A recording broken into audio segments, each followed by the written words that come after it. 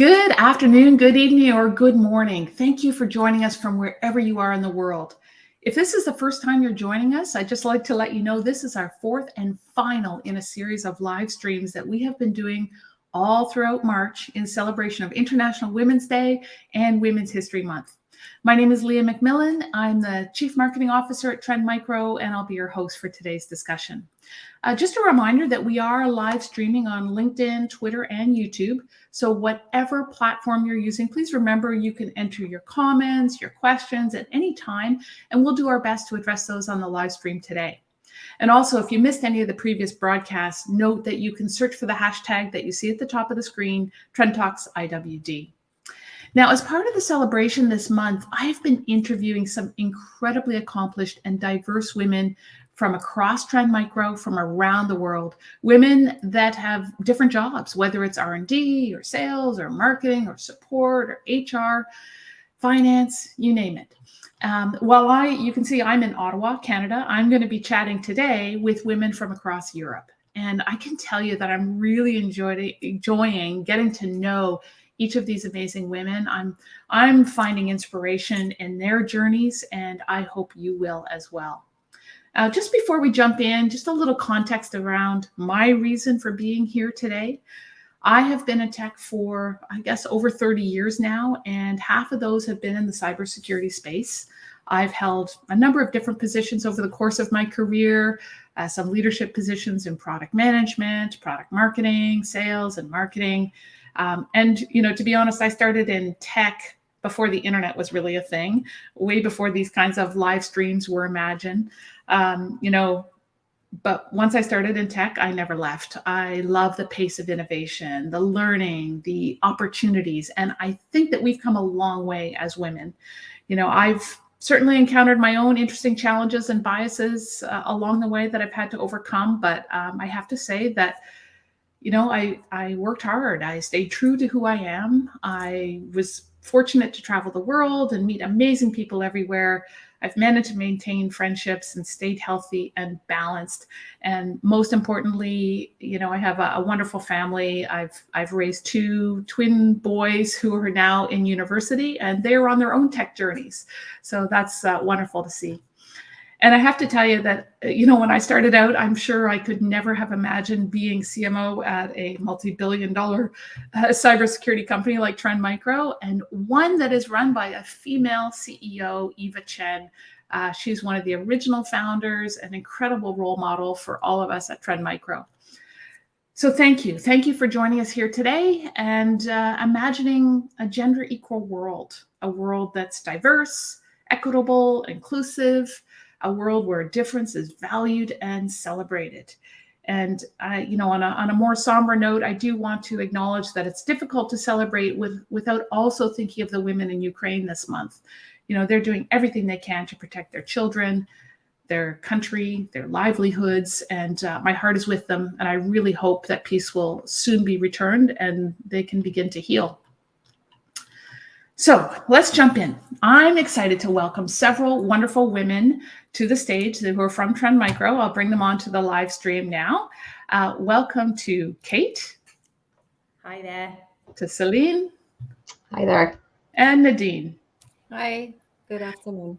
Welcome, women. Thank you for joining us on today's panel. Thanks for having us.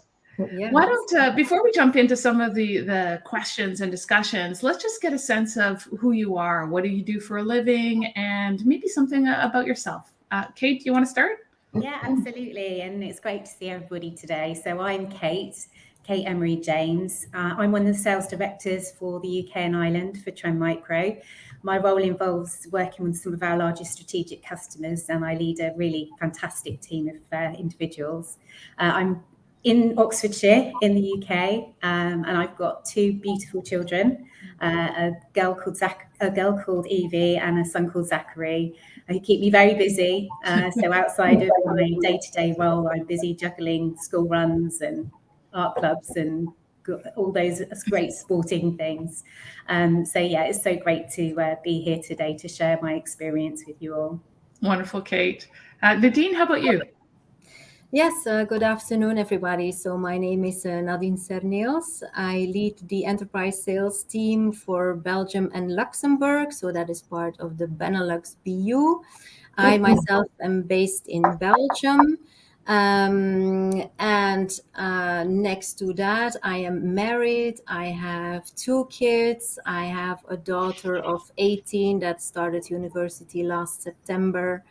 She's her name is Emily, and I have a son that is 15 years old, studying economics, but still in secondary school. That's how we call it here in Belgium.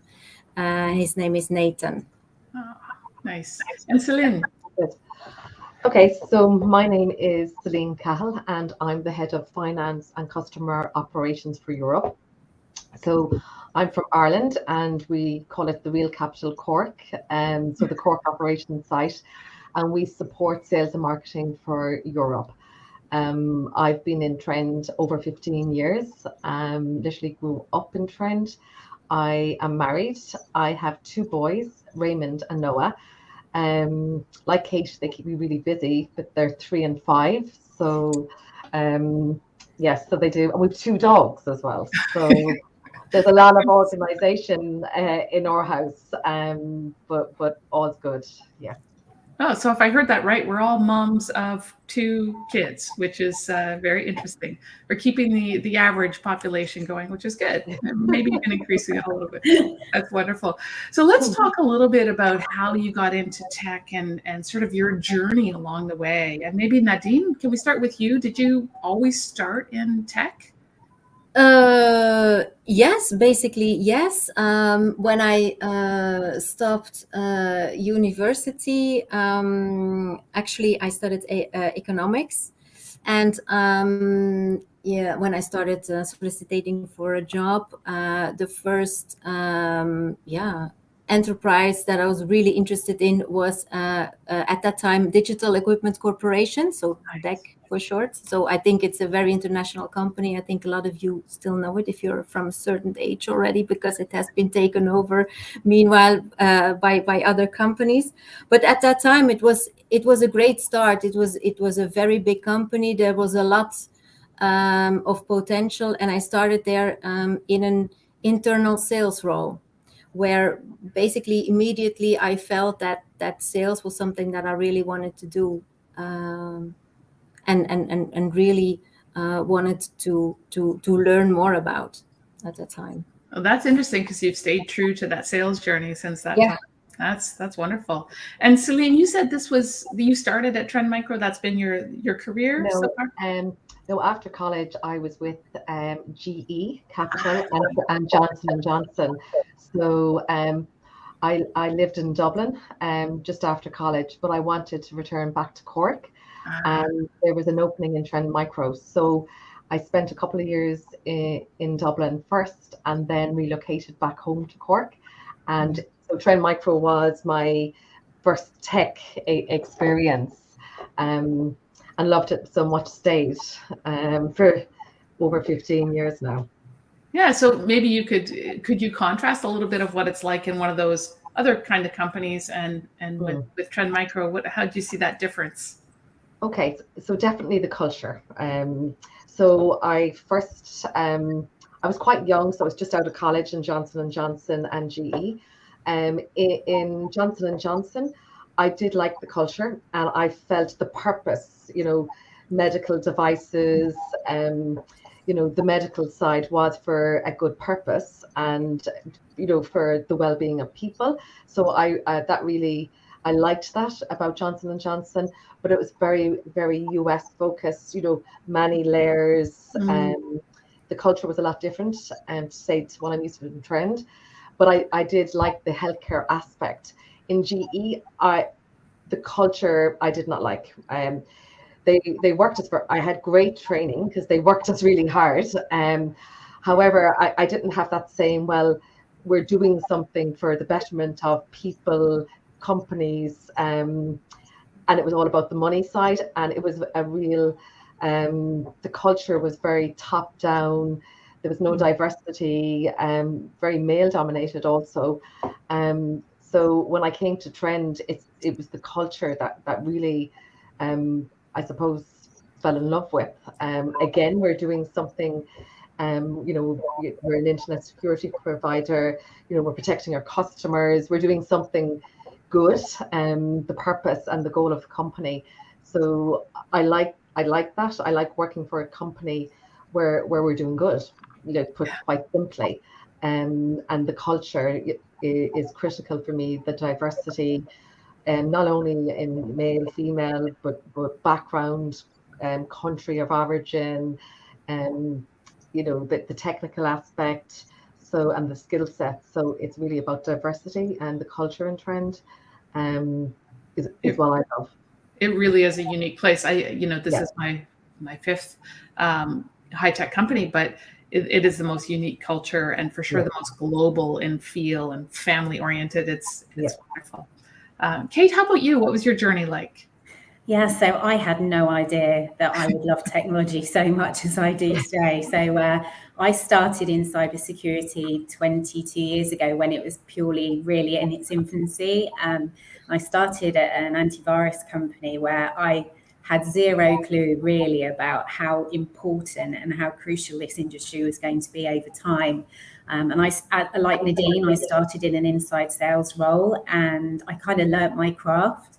And one of the things I loved is that I could sit at a lunch table with a cybersecurity analyst, and they would share with all the latest threats and techniques and the ways in which we could help kind of deal with the bad guys, and we'll have a real purpose. And to go back to Celine's point, having a real purpose around what you do every day is absolutely crucial in it, which really what keeps the passion going. And I've loved it ever since. So, 20 or so years later, I lead a team. I help share the message that really we're here to support organizations through their journey, but also to deal with, if I think back to my children, how to make a world digitally safe for them. And actually, the great thing about being in this role is that you can deal with so many facets of your life, actually correlate to what we do in a day-to-day business. When I'm talking to my children about keeping safe on the internet, it's kind of what I know and deal with on a day-to-day basis. So I love the innovation, as you mentioned, the constantly learning, the growth mindset, and the acquisition and curiosity that I have is so akin to what we do day to day, both being curious about the threats that we see coming along down the line, but also curious about our customers and how they're dealing with their day-to-day businesses. And it's the marrying of really having a purpose, being truly curious about business, and also being in such an innovative industry. I feel very lucky, very, very lucky to be in it this so many years later. It's interesting seeing you all. You've all done incredible things with your career already. Where do you think your inspiration came from in your background? Was there a particular mentor early in your career? Was it from your family? Like what really sort of gave you, I guess, the resilience and the courage to pursue these kinds of careers? So I can take that one, Leah, actually, because I've thought about this recently. And so when I joined at the beginning of my career, there was no one that looked like me. No one. There was the diversity was very minimal. I was always the only female in the room, and that was the case for many, many years. And actually, being in Trend Micro, there is a huge amount of diversity, as we've mentioned, and the industry has become more diverse.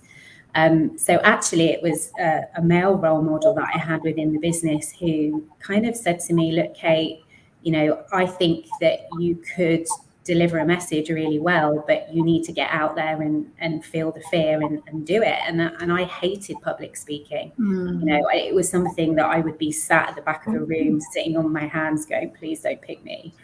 And he kind of said, "Look, Kate, in 2 weeks' time, you're standing on a stage in front of a couple of thousand people and talking about a company that we had worked with and the case study and the journey." And I honestly felt physically sick, and I thought, "Oh my goodness, how am I going to do this?" And he kind of worked with me through that process, and I managed to do the overview. It went really well.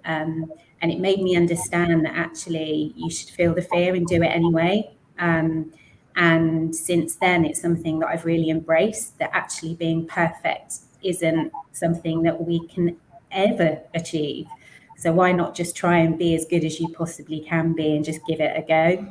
And so that male role model helped me in many stages through my career. And in fact, I quite often pick up the phone to him now and go, what shall I do about this? And he's like, Kate, just give it a go. What's the worst that can happen? So, yeah, that's interesting that you remember that. I think, the fear of public speaking is so pervasive for many people. Do you remember something specific that he said to you that kind of gave you that confidence? Yeah, absolutely. He said, listen, Kate, you're really good at delivering a message. If I'm one-to-one with you, you can articulate clearly about what the return on investment is going to be, what the benefits are, and actually come along on that story with me. So just imagine doing that to many people and actually amplify that story. So that's what stuck with me, that is actually stories, the way in which people learn, and taking people on that journey through a story is really powerful. Wow. How about you, Celine? Do you have a mentor in your life? Yeah, I think it depends on the stage of life I was at. I think originally I would say with my family, in particular, say my mother, she would be a lady who is a doer. She's great energy. So I really, look up to my mom.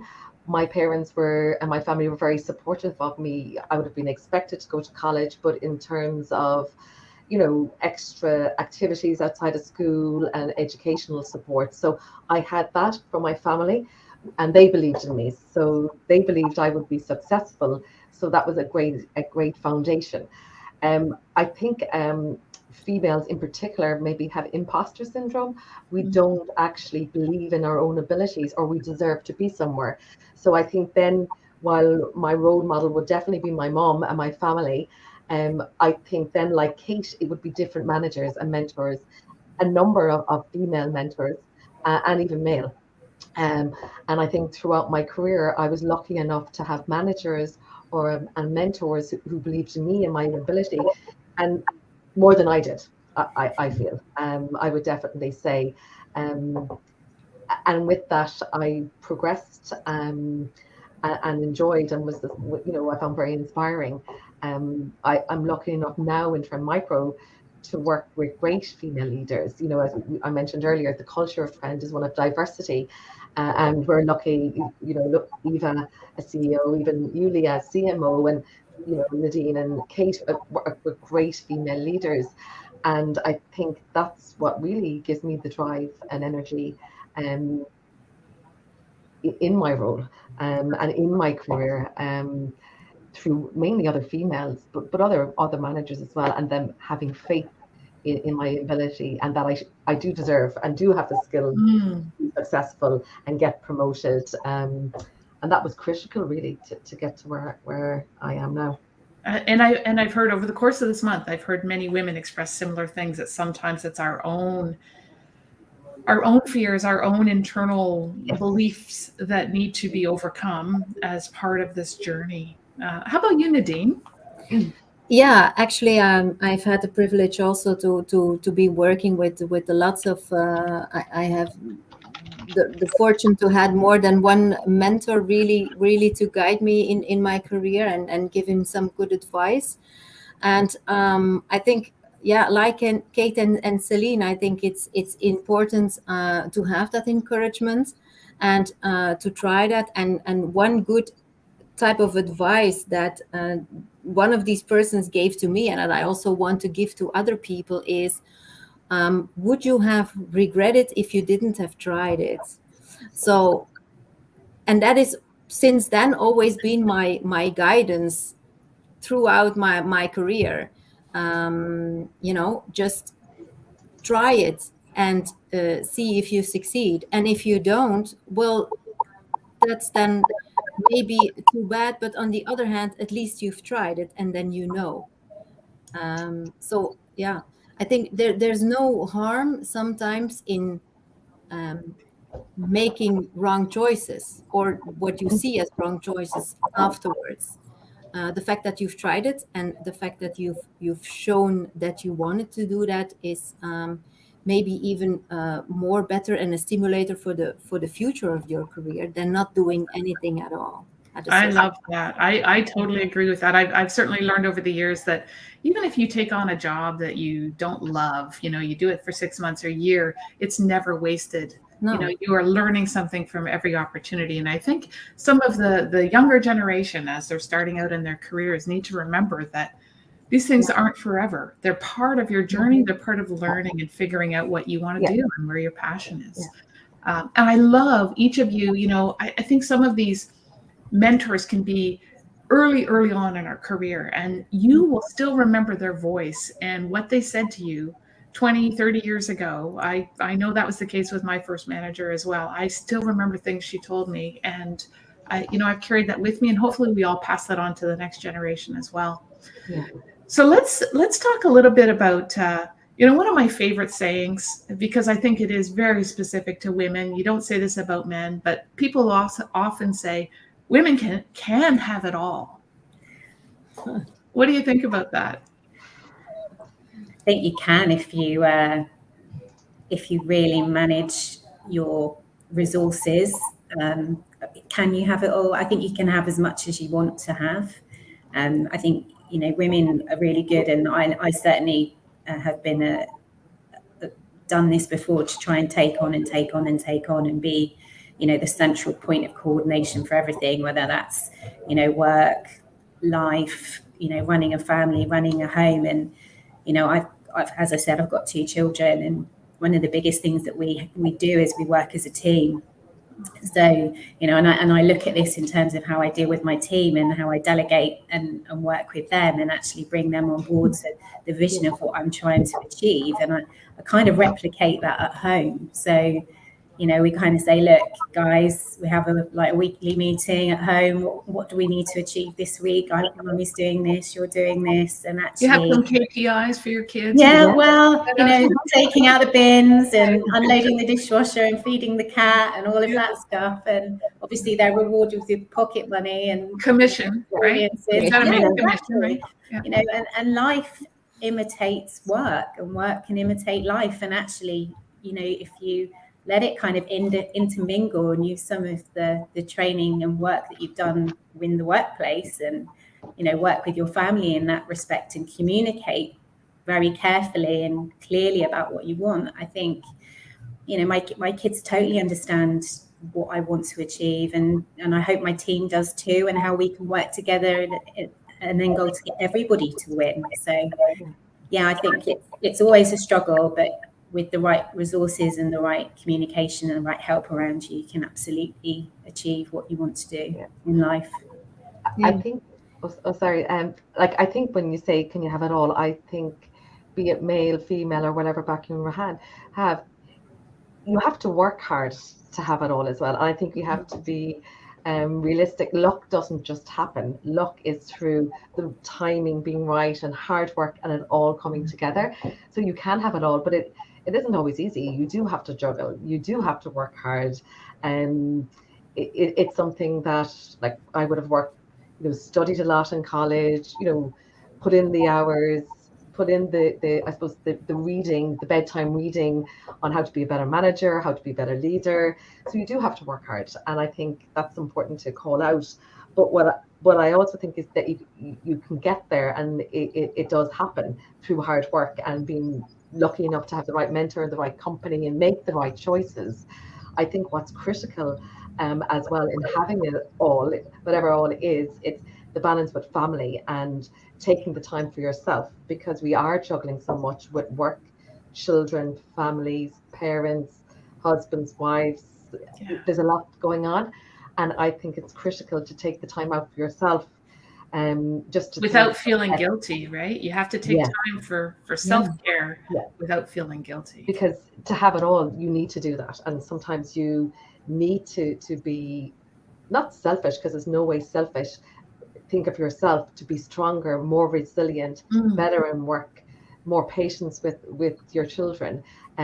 So without that, I always say, from a work perspective and being a mom, Taking me time makes me a better mother. Taking me time makes me a better leader. Taking me time makes me more productive in work. So there's so much to consider when you say, well, what is it all? And to have it all, you have to work hard, but at the same time, take that me time to be that better mom, to be that better leader, to be that better manager, to be more inspirational. So there's a lot in it. If that. Yeah, no, I think you're touching on something which is really important. Something that's always bugged me about the word work-life balance. It puts this 50-50 thing of work versus life. And it's like work is not part of your life if you do that. But of course, it's all part. Work is part of your life. And it's a wonderful part of your life. It should be a wonderful part of your life. Some of my best friends are people that I've met through work, and my feelings of accomplishment have been through there. That is part of who I am. How about you, Nadine? Yeah, I totally agree with what was said. And what I want to add to that is, I think that is why it is so important that you absolutely have to be happy in what you're doing, and it makes you happy, because otherwise you cannot keep up with the rhythm that we're doing. And I think if you are happy in what you're doing, that results automatically to your team and to your colleagues in work, but also to your family at home. Because if you need to come home every day exhausted and not able to do anything anymore, with the time that you want to spend with your family, well, then it doesn't make sense either. I think it's if you feel good, you will reflect that automatically, and in your job and towards your colleagues, but also in your family life. And I think that is very important to from that perspective, to have a good balance.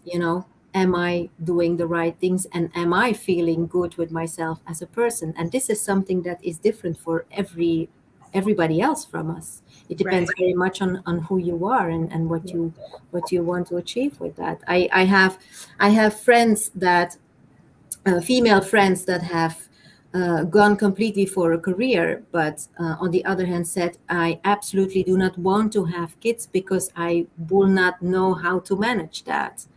But if that works for them, then that is fine. But I have made the choice for and a career and kids. But for me, that is working fine. So if I'm happy with that, and that results to everybody else around me, then I think it's fine. But this is very personal thing. But this is something very critical to keep in mind. Yeah, very important that it is a very personal choice. And Yeah. how do you, for people that may be listening and struggling with this feeling of overwhelm and not finding balance, can you share some tips on how you find time for yourself? What do you do to... But me, for example, what I do is I take some time out, sometimes a morning in a weekend, or sometimes one evening in the week, to go and do some sports, but all by myself. Just really lock myself out of the world, let's say it like that, and do something completely different, clear out my head. And on the other hand, what I also do is every evening, whatever weather it is, I also have a small dog. I take her out for a walk. That is really to clear my head. So that helps as well. But that is my me time that I take. And my family, they know that. So we think we're taking our dogs for a walk, but really they're taking us for a walk. Yeah. So it's physical and mental health by walking the dog. I think it's very important as well for self-awareness and to be aware of what are your triggers. So we work in a fast-paced industry and environment. Our roles are demanding, so you could keep going and keep going and keep going. So it's to be very self-aware. What are the triggers? Because we can keep pushing ourselves, and to actually say, now, while I'm really, really busy, it's more important for me to go for a walk than to actually get through that list of things, answer all the emails, do those meetings. And it's having the awareness of the how critical it is when you feel you are at a level where it is finding it really hard. That's when you need to take the break, because you get perspective, you clear the mind, and it's really, really important. I think each person should have and identify their own personal outlet, be it, I use sports as well, be it gardening, be it, meditation, yoga. It doesn't, each person really needs to reflect on what makes them switch off, and what they enjoy, so that they will do it. But also it's really critical they identify the triggers. And then when you're at a space where it is becoming overwhelming, that's when you need to take a break. And it's when people it's usually when people keep going, is when they really need to kind of switch off and take the me time, the mindfulness, the meditation, the walking the dog, the cycle, boxing, whatever whatever it is, to let out that.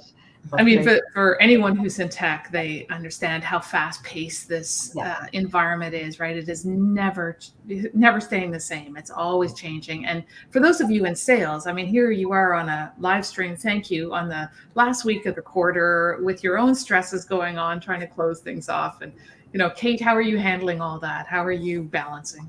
Yeah, so for me, it's there's a saying, isn't there? Put your own oxygen mask on first. And for me, I need to have a non-negotiable time for me to do certain things like exercise or go for a walk or to clear my mind of, and because without that, I can't do this level of pace that I am. And actually, it's to put things into perspective. One of the most important things is to think, okay, everything is really important, everything is really urgent, but actually what is the most important thing is how I react to those things that come my way, and actually how I deal with situations when it's stressful, when it's challenging, and to not react, and to kind of take a step back and to breathe. And quite often something will happen, I'll go, right, okay, I'm just gonna breathe on this and think this through. And actually not having that reaction to get stressed about something is actually a choice that you can make, and actually exuding that positivity and that control is really good in certain stressful situations. So actually it's everything is important, but in the grand scheme of things, what is the most important thing? And it's actually how you react to a situation is often a key indicator of how it will turn out. So how has the pandemic shifted your perception on life, work, family? We're over 2 years in now. I think it's for me, it's been so great to have that opportunity to be at home and to have my kids actually see what I do. Because when they were small, I used to literally, drop them off at nursery or at school, and I'd tell them, but they never actually saw what I did. And it's quite normal, I think, to have kids come in after school and come into conference calls, and I'd introduce them to my clients, or Evie's needs to do some homework and we're negotiating a contract, so we're going to have to kind of do this thing at the same time. And actually their buy-in around what I do on a day-to-day basis and actually seeing how I work has done nothing but been a huge benefit to my family. Such a wonderful example for them too, right? And again, if you are finding balance, they see all of that. They learn from all of those interactions. So that's amazing. Definitely. Yeah, I think mine was mixed. So I returned back from maternity leave on the 12th of January, and 2 months later, on the 12th of March, we all went working from home. So it was definitely, my husband is a commercial pilot, so for him, he didn't work for a long period of time. So there was positives and negatives to that. So we had very young children. He had 1.5, nearly 2 years with the children at home, and he was minding the boys. And it allowed me to concentrate on work. So I had a huge support around me. During the pandemic, I was very lucky. I was in an industry where the pandemic didn't have a negative impact in terms of revenue, sales, margin. My husband was in an industry where they shut down. But it resulted in us being very supportive of each other, and we changed roles and how we did things, and our family adjusted. So for us, that was a huge learning experience, that no matter what happens is you're a team and you adjust to make sure what to support each other from a work perspective and your children and your family unit. So, it was a lot of change in our household, but from a timing perspective, I probably gained. My husband didn't, obviously, but it was a great time for him as well. And it was just a learning experience that you could very quickly change the dynamic within the family unit, and to be, to support each other and the family as a team, working together and supporting each other in their different roles as well. Nadine, any aha moments for you during the? Yeah, I think it's quite similar. I have some mixed feelings about it. I think on the other hand, it opened up sometimes some very nice conversations. For example, with customers, then all of a sudden they hear your dog barking and they say, "Oh, you have a dog? Oh, I also have a dog. What kind of a dog do you have? Wait, I'm going to get her." And then it's completely different the way that you work. On the other hand, I'm very happy that I hope so that we're coming now to the end of the pandemic. I really hope that we're not getting back into you say that the worst part of the pandemic, that we're not coming back there. But at this moment, I did feel that it was very difficult sometimes to keep focus to the people, getting them or keeping them the same level of motivation to continue and to work. And from my team's perspective, I think a lot of, especially salespeople, they live from the fact that they get their energy from really interacting with people, really being there, having discussions around the table, around a cup of coffee. And yeah, I miss that too. I must be honest. I really miss that too. So it's been it's been quite a journey. The good thing is, I think it's very good to see how quickly you can adapt to situations if you have to, and how flexible we all are. And that is something that also we should get credit for, I think. Yeah, I think we all pivoted pretty well during this whole thing. Yeah. A few of you have mentioned it, and I love this analogy of almost talking about your family as a team. And obviously teams are a big thing at work. Do you think that being a woman or being a mother enables you to bring special leadership qualities or coaching skills to the workplace? Yes, definitely. While we want gender equality, I do think women take on an awful lot, and it might not be I think it's more the planning, the organization, the thought process, or the research when it comes to children. So you have to be able to multitask. You have to be a mom and then quickly jump to something else. So we learn and we adapt very quickly. And I think we can bring, they always say, give a job to someone who's very busy. And I think that's true, so we've so much to do, and we apply the same dedication or the same mindset and the same skills, be it at home or in work. And I think you juggle so much being a mother, and being a working mother. You want to be the best mom, you want to be the best wife, you want to be the best daughter, the best sister, but you want to be the best version of yourself as well in work. So I think that it equips you to be able to jump from one thing to the next, to 1 minute switch on leadership skills, but the next minute go into the detail and the nitty gritty and get your hands dirty. And that's what I love about my role. And tech in particular, I must get into the detail of the numbers and the analytics. But then the next minute I'm trying to figure out how to structure deals, or looking at the Europe as a region, and our strategy for the next few years. So and with children, you have to do that as well. You have to be disciplined, but you need to have, lead by example. But yet you have to be a child yourself the next minute, and then you have to grow up and be the adult and be, the next. So you're able to switch. That I feel. adaptability and ability to juggle. That's certainly something. Are there other female qualities, do you think, that Nadine or Kate, that you can see that women bring uniquely? I think empathy is one big thing, Mm. especially in this, the age that we're in and how we lead. Being an empathetic leader is really important. I think authenticity is another one. Actually being true to yourself and how you show up at work is really important. And then, if you do that, your team are more likely to want to share with you. And actually, if they do, you can actually help and guide them and support them. And that's how trust is built, right? Yes, with that authentic self. Yeah, and resilience is another thing. I think as women, we are very, very resilient. Constantly we're having to deal with different things that are thrown at us.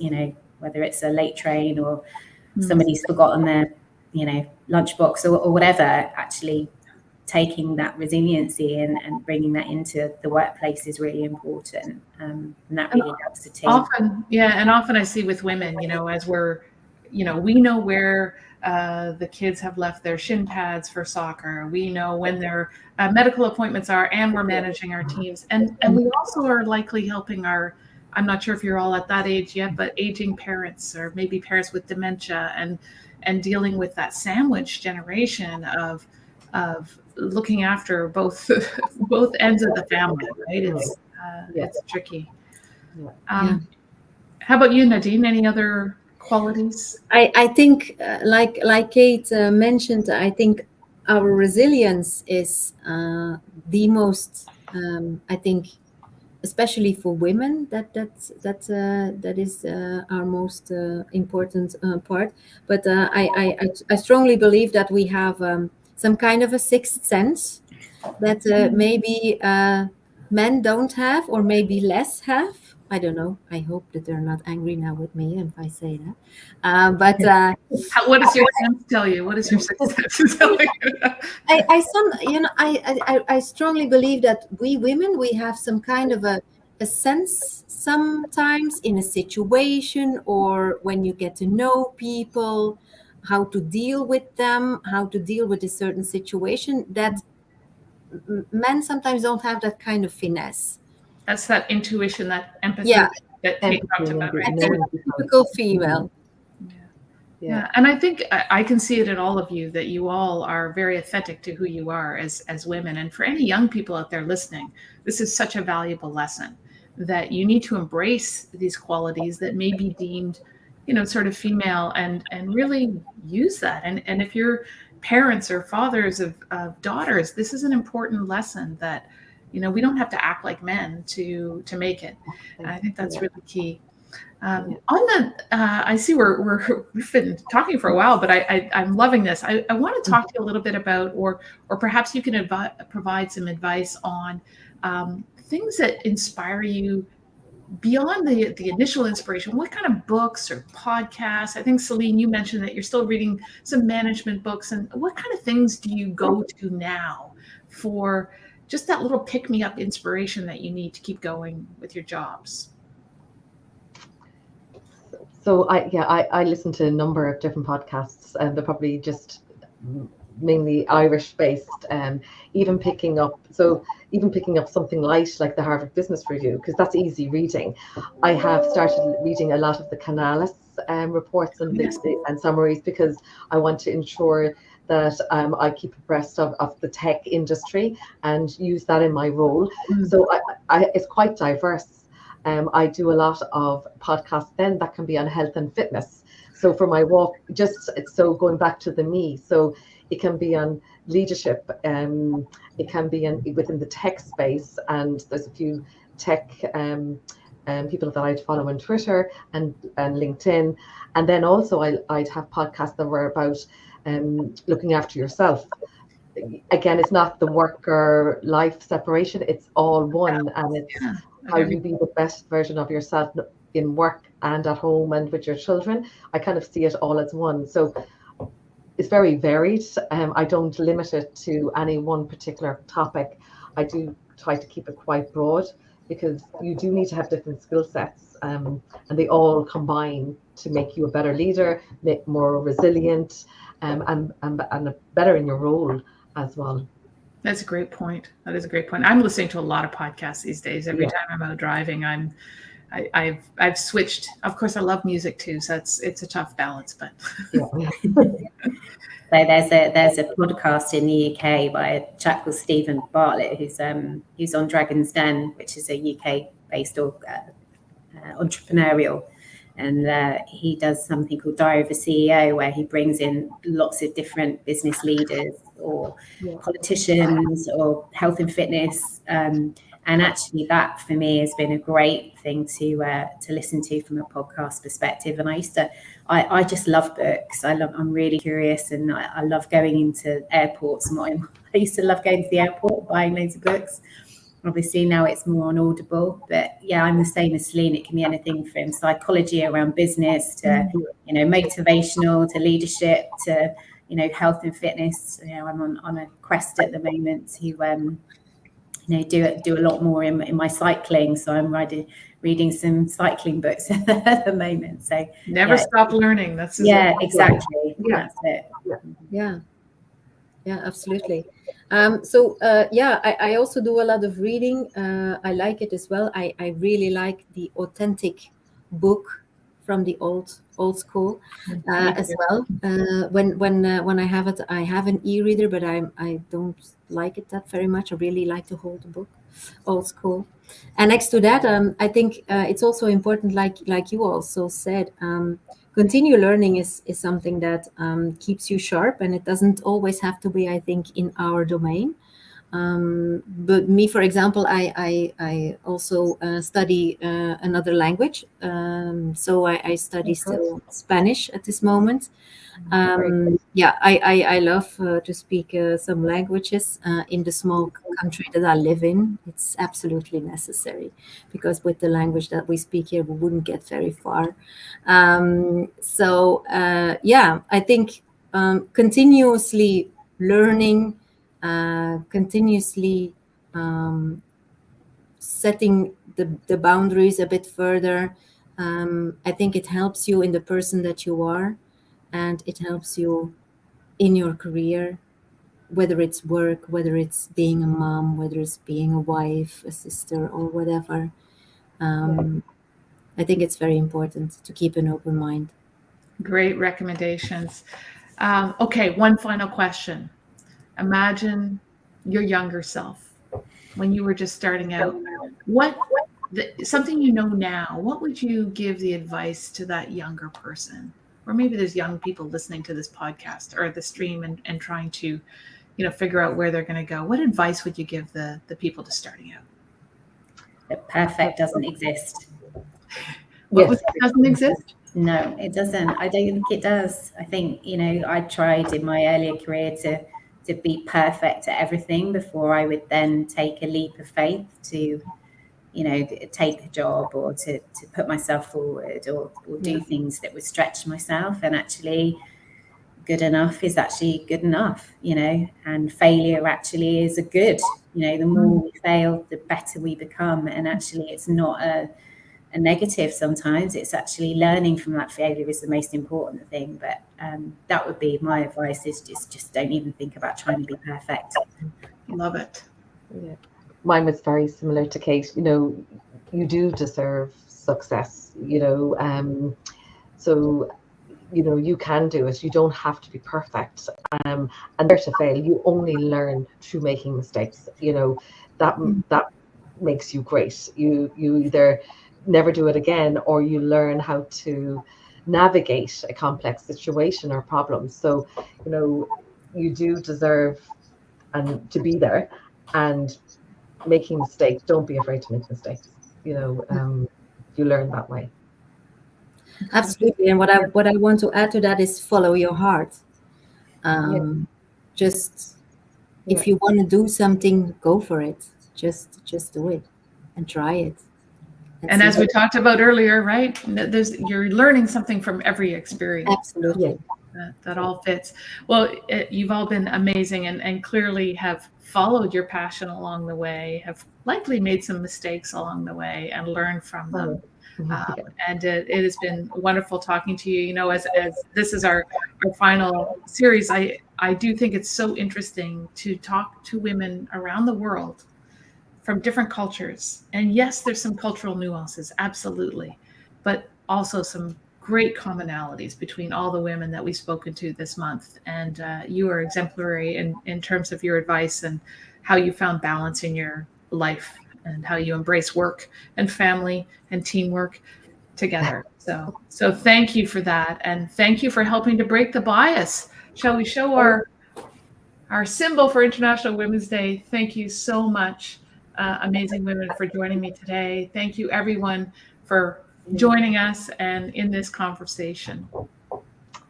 Thanks again. Thank you. Thank you. Bye-bye.